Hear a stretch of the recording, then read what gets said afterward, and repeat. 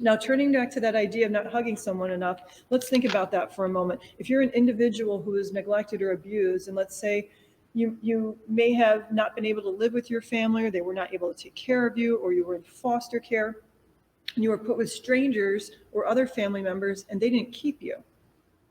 Did you learn to attach to did you learn to attach to anybody?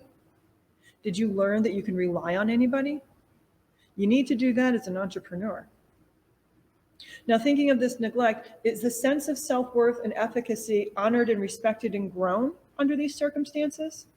It's not.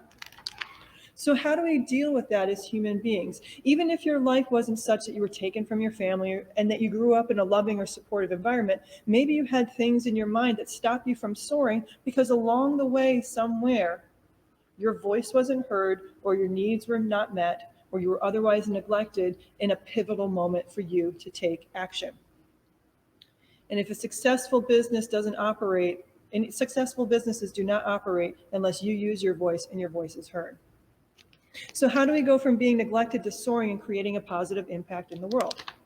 Well, here's the good news. Our entire social system is based on the throwaway things.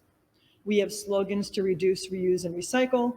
We have used car lots. We have thrift stores. We have garage sales. Or we have fancier things like upcycling or steampunk fashion, reclaimed wood from old barns to make $1,000 tabletops, or vintage furniture. We're popping tags all over the place with the $20 in our pocket, and we're lucky because maybe we can spend a little more. All of this circles around to the idea that one man's trash is another one's treasure. So in other words, neglected has value even if the person looking at it right now doesn't see it. How many times have you had a business idea that you thought was absolutely brilliant, but other people thought was garbage?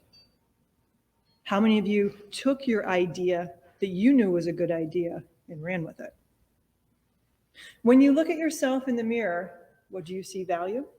Is the value of the reflection you see in the mirror dependent on the value someone told you you had? And sometimes we need to unlink and uncover what we believe to be true, what we know to be true, from what we've been told or taught is true.